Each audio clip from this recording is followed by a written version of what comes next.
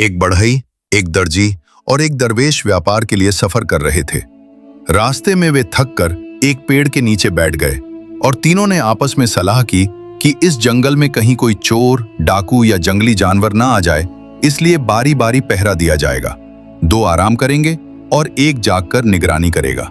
सबसे पहले बढ़ई की बारी आई। पहरा देते देते जब वह ऊब गया तो उसने सोचा, फारिग बैठने से बेहतर है कि मैं किसी काम में लग जाऊं। उसने एक पेड़ से सूखी लकड़ी काटी और उसे तराशने लगा। काफी मेहनत के बाद उसने अपने हुनर से एक बहुत ही खूबसूरत लकड़ी की औरत बना डाली। जब उसकी पहरे की बारी खत्म हुई तो उसने दर्जी को उठाया और खुद जाकर सो गया।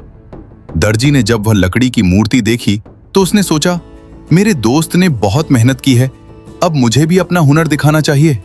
उसने अपने सामान से कपड़ा निकाला और बहुत सुंदर कपड़े सिलकर उस लकड़ी की औरत को पहना दिए। अब वो लकड़ी की औरत एक असली इंसान जैसी लग रही थी। दर्जी की बारी खत्म हुई तो उसने दरवेश को उठाया और खुद जाकर सो गया। दरवेश ने जब उस लकड़ी की औरत को देखा तो हैरान रह गया। उसने सोचा, मेरे दोनों साथियों ने इस औरत पर बहुत मेहनत की है, अब मुझे भी कुछ करना चाहिए। वह सजदे में गिर गया और दुआ मांगने लगा, ऐ खुदा, इस लकड़ी की औरत में जान डाल दे। कुछ देर बाद खुदा के हुक्म से वो लकड़ी की औरत जिंदा हो गई। जब बढ़ई और दर्जी की आंख खुली तो वे उसे जिंदा देखकर हैरान रह गए।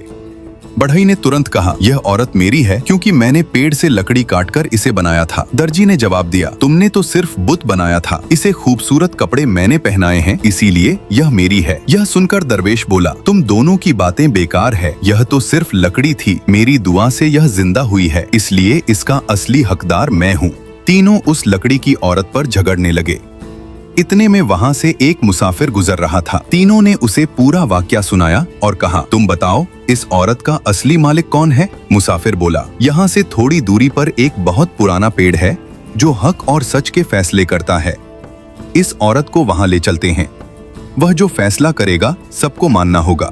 यह सुनकर चारों उस लकड़ी की औरत को लेकर उस कदीम पेड़ के पास पहुंचे। उन्होंने औरत को पेड़ के नीचे खड़ा किया और जोर से कहा, ए इंसाफ के पेड़, फैसला करो कि यह औरत किसकी है। अचानक पेड़ के पत्ते हिलने लगे, उसके तने में एक दरार सा खुल गया। वह औरत दौड़कर उस दरार के अंदर चली गई और वह दरार तुरंत बंद हो गई। कुछ ही पल बाद पेड़ से आवाज आई, यह औरत तुम में से किसी की नहीं है, यह लकड़ी से बनी हुई थी, इसीलिए इसका असली हकदार मैं हूं। यह फैसला सुनकर तीनों के चेहरे उतर गए। लालच की वजह से वह औरत किसी के हिस्से में ना आई और तीनों शर्मिंदा होकर अपने सफर पर आगे बढ़ गए।